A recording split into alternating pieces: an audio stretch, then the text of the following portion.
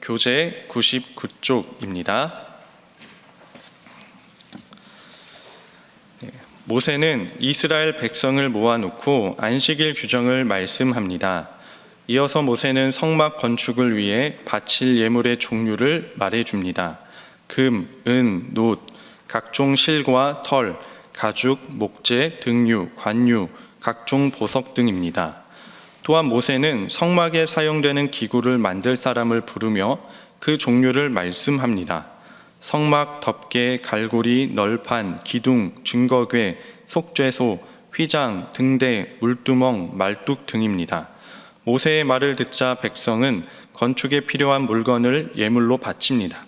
백성은 자발적으로 모든 예물을 하나님께 드립니다. 모세는 이 일의 대표자로 부살렐과 오홀리압을 부릅니다. 아멘. 오늘 본문 말씀은 하나님이 지시하신 성막 건축이 이제 시작되는 말씀입니다. 출애굽기 25장에서 31장 말씀을 보면 우리가 살펴보았듯이 이제 하나님께서 이러이러하게 성막을 건축하라라고 지시하신 내용이 나와 있고요. 그리고 오늘 본문부터 35장부터 40장까지는 하나님께서 지시하신 그 성막 건축이 실제로 이제 시작되고 완성되는 그런 내용이 나와 있습니다. 그래서 이 성막 건축이 어떻게 시작되는지의 장면을 보면서 오늘 함께 하나님의 말씀을 나누어 보고자 합니다. 첫 번째 기도 제목은 함께 지어져 가는 교회가 되게 하소서입니다. 함께 지어져 가는 교회가 되게 하소서. 오늘 본문 35장 후반부에 보면요, 모든 사람이라는 표현이 참 많이 나옵니다. 21절에 보면 마음이 감동된 모든 자, 그리고 자원하는 모든 자라는 말씀이 또 나오고, 24절에도 보면 예물을 삼는 모든 자, 그리고 조각목이 있는 모든 자, 또 25절에 봐도 모든 여인이라는 표현이 나오고, 26절에도 모든 여인, 또 27절에 모든 족장, 그리고 29절에 남녀는 누구나 라는 표현이 나오고요. 또 36장 2절에 가면 그 일을 하려고 마음에 원하는 모든 자라는 그런 모든 사람이라는 표현이 자주 나옵니다. 예물을 드릴 뿐만 아니라 성막을 건축하는 데 있어서도 자원하는 모든 사람이 함께 건축하게 하셨습니다. 하나님은. 이 말씀들을 보면 하나님의 성막은 어떤 능력이 뛰어난 한 사람 혹은 몇몇 소수의 사람이 성막을 건축한 것이 아니라 마음이 원하는, 마음이 감동되어서 자원하는 모든 이스라엘 백성들이 함께 성막을 지었다, 만들어 갔다라는 것을 우리가 말씀을 통해 알 수 있습니다. 저는 이 말씀을 보면서 하나님이 거하시는 교회 역시 함께 지어져 가는 것이 참 중요하다라는 그런 생각을 했습니다. 제가 말하는 교회는 어떤 건물이기보다 외면적인 교회 모습보다 내면의 교회가 함께 지어져 가는 것이 참 중요하다라는 그런 생각을 했습니다. 교회는 이런 말이 있습니다. 좋은 교회는 가는 곳이 아니라 만들어 가는 곳이다라는 말씀이 있습니다. 무슨 말이냐면, 물론 누군가에게는 좋은 교회를 선택해서 가는 일도 소중한 일이겠죠. 그런데 그렇게 가는 교회보다 우리가 다니는 교회를 더 건강하고 행복한 교회로 함께 만들어가는 것이 더욱더 중요하다라는 그런 이야기이겠습니다. 예를 들어 이런 것과 같다고 생각하는데, 좋은 가정이 있죠. 그러면 가정은 어떤 가정을 말하고 있는 것일까요? 그냥 간단하게 생각해서 좋은 가정이란 가족 구성원이 서로 사랑하고 또 서로 사랑하기 때문에 좀 이해하고 또 맞춰주고, 그러면서 가정 안에서 자기가 맡은 일을 성실히 해 나갈 때 그 가정은 조금씩 좋은 가정, 건강한 가정으로 자라나게 된다라는 것이죠. 이런 것은 없다라는 것입니다. 좋은 가정이 있고 거기에 부부가 가입하면 그 부부가 좋은 부부가 되는 그런 가정은 없다라는 것이죠. 부부가 되었으면 서로 사랑하기에 서로 맞춰주고 서로 희생하고 그러면서 자기가 하는 일을 조금씩 성실히 해 나갈 때 그 부부는 점점 좋은 부부, 좋은 가정으로 자라나게 된다라는 말씀입니다. 교회도 그렇다라는 것이죠. 에베소서 2장 20절에서 22절 말씀을 보면 이런 말씀이 있습니다. 너희는 사도들과 선지자들의 터 위에 세우심을 입은 자라. 그리스도 예수께서 친히 모퉁이 돌이 되셨느니라. 그의 안에서 건물마다 서로 연결하여 주 안에서 성전이 되어가고 너희도 성령 안에서 하나님이 거하실 처소가 되기 위하여 그리스도 예수 안에서 함께 지어져 가느니라 라는 말씀이 있습니다. 여기서 이제 함께 지어져 가느니라 라는 이 말씀이 되게 귀한 표현인데 이 표현은 어떤 뜻이냐면 축대를 쌓는다 라는 표현입니다. 오늘날 아파트나 어떤 빌라 어떤 그런 벽을 세울 때는 규격화된 어떤 타일이나 시멘트를 가지고 세우지요. 그런데 옛날에는 이런 기술이 발달되어 있지 않기 때문에 대부분 어떤 축대를 쌓아 놓았습니다. 축대를 쌓는다는 것은 규격화된 어떤 타일이나 규격화된 돌로 쌓는 것이 아니라 자연석을 가지고 쌓았습니다. 그러니까 자연석을 쌓을 때는 자연석은 모양이 제각각이죠. 그래서 자연스러운 돌을 하나 놓고 또 두 번째 돌을 돌 때 모양이 당연히 안 맞습니다. 그러면 두 번째 놓는 돌을 손보고 깎아야 되지만 이 두 번째 놓는 돌만 깎는 게 아니라 첫 번째 놓는 돌도 손보고 깎아야 서로 잘 맞춰지게 된다라는 것이죠. 그렇게 서로 이렇게 맞춰지면서 여러 돌이 쌓일 때 튼튼한 이제 축대가 완성된다라는 말씀입니다. 즉 좋은 교회로 함께 지어져 가는 것, 자라나게 된다는 것은 축대를 쌓는 것과 같습니다.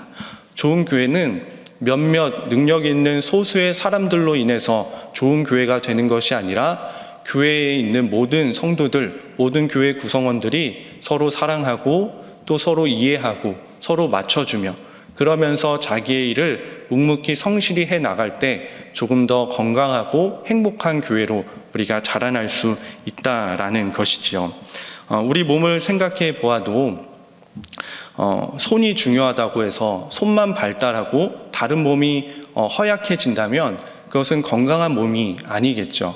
뭐니 해도 발이 중요하다 해서 발만 발달하고 또 몸은 다른 부위는 허약하면 그것도 건강한 몸이 아니겠습니다.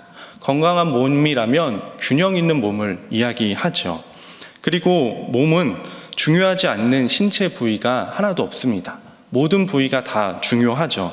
어느 날 손톱이 이런 말을 했다고 하면 나는 몸 중에서 가장 연약하고 쓸모없는 그런 부분인데 나 하나 없어진다고 내 몸이 어떻게 되겠어 하면서 이 손톱이 잘려나갔다고 생각해 보면 그때는 우리 몸이 어떤 반응이 일어날까요? 손톱이 잘려나가는 이 손톱 전체가 빠진 그런 경험을 해보았을 텐데 온몸이 욱신거리죠. 작은 손톱이 빠져나갔음에도 불구하고 온몸이 고통스럽고 아픕니다. 그만큼 우리 부위에는 중요하지 않는 부분이 없고 다 중요하고 다 소중하다라는 말씀입니다. 그래서인지 성경은 교회를 몸으로 비유하는 것 같습니다. 교회를 예수님의 몸으로 비유하죠. 교회는 예수님의 몸된 예수님의 교회 이렇게 표현합니다.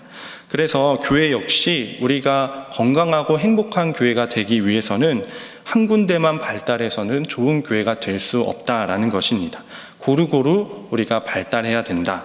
누군가는 기도로 섬기고 누군가는 귀한 말씀으로 선포하며 섬기고 또 누군가는 사랑으로 섬기고 또 누군가는 보이지 않는 곳에서 섬김으로 섬기고 또 누군가는 방향을 제시함으로써 이끌어감으로써 섬기고 이렇게 서로 각자 맡은 자리에서 잘 섬기면서 또 서로를 이해하고 함께 동행해 나갈 때 건강하고 행복한 교회가 될 수 있다라는 것입니다. 그리고 예수님의 몸 안에 있는 모든 구성원들, 모든 성도들은 중요하지 않는 분이 한 분도 없고 다 소중하고 귀한 분들입니다. 예수님의 생명과 맞받고 하나님의 자녀가 된 모든 성도들은 너무나도 귀한 존재라는 것이죠. 그렇기에 우리가 옆에 있는 성도들, 우리와 동역하는 성도들, 조금이라도 더 마음을 열어놓고 사랑의 마음으로 바라보시길 바랍니다. 그래서 더 이해하고 조금 더 맞춰주고 조금 더 희생하면서, 그러면서 자기의 일을 묵묵히 해 나갈 때 우리 교회가 더욱더 건강한 교회로 자라나게 될 줄 믿습니다. 물론 우리 신일교회가 지금도 훌륭한 교회지만 더 훌륭하고 더 귀하고 건강한 교회가 되기를 예수님의 이름으로 축복합니다. 네. 두 번째 기도 제목입니다. 두 번째 기도 제목은 부살렐과 오홀리압의 마음을 부어 주옵소서입니다. 부살렐과 오홀리압의 마음을 부어 주옵소서. 네. 하나님께서는 이제 30절, 31절 보면 하나님께서는 부살렐에게 지혜와 총명과 지식, 어떤 이 은혜를 부어주시는 장면이 나옵니다. 그리고 34절, 35절 보면 오홀리압에게도 동일한 은혜를 이제 하나님께서 베풀어 주시는 장면이 나오는데, 부살렐과 오홀리압은 하나님의 성막, 하나님이 임재하시는 그 성막을 짓기 위해서 지도자로 세움받은 두 사람이었습니다. 그런데 저는 오늘 말씀을 묵상하면서 부살렐과 오홀리압이라는 이 사람들을 묵상하면서 이 분들은 과연 어떤 마음으로 하나님의 성막을 지었을까라는 그런 묵상을 한번 해보았습니다. 분명 부살렐과 오홀리압은 하나님의 성막을 짓게 되는 것에 대해서 너무나 기쁘고 감사하고 감격하고 영광스러운 마음이 있었을 것입니다. 자격 없는 내가 이렇게 귀한 하나님의 성막을 지도하면서 건축할 수 있다라는 그 자격을 얻는, 특권을 얻는 자신이 너무나 감사하고 영광스러울 것입니다. 그런데 동시에 분명 부살렐과 오홀리압은 두렵고 떨리는 마음도 있었을 것이다 라는 그런 말씀이죠. 몇 년 전에 우리나라 최고의 기업 중에 그 삼성전자라는 기업이 있죠.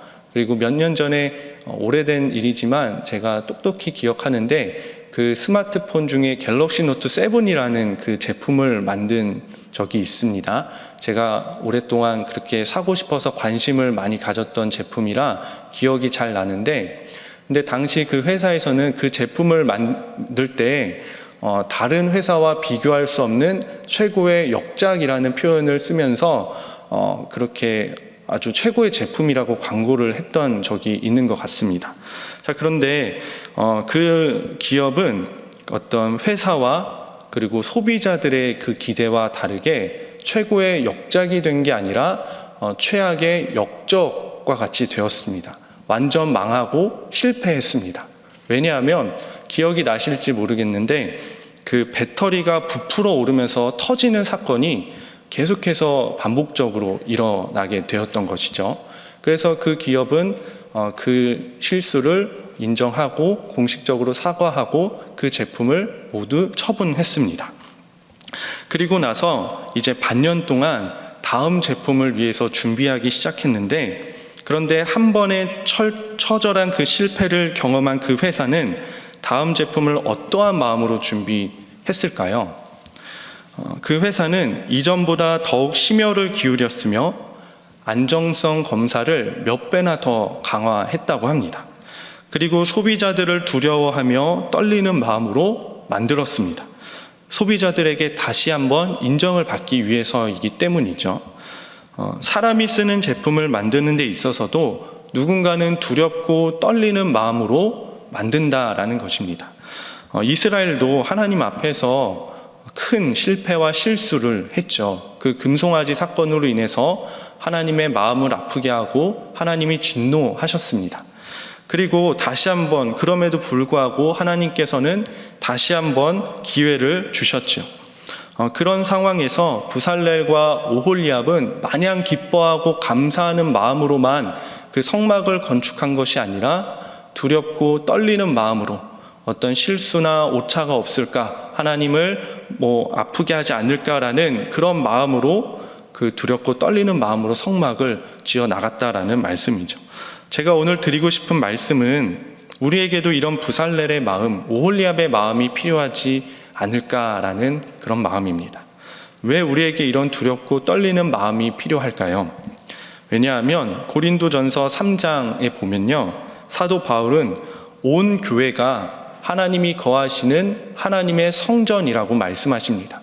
건물을 이야기하는 것이 아니라 예수 그리스도를 주라 고백하는 그 성도의 무리를 향하여 너희는 하나님의 성전이라 말씀하십니다.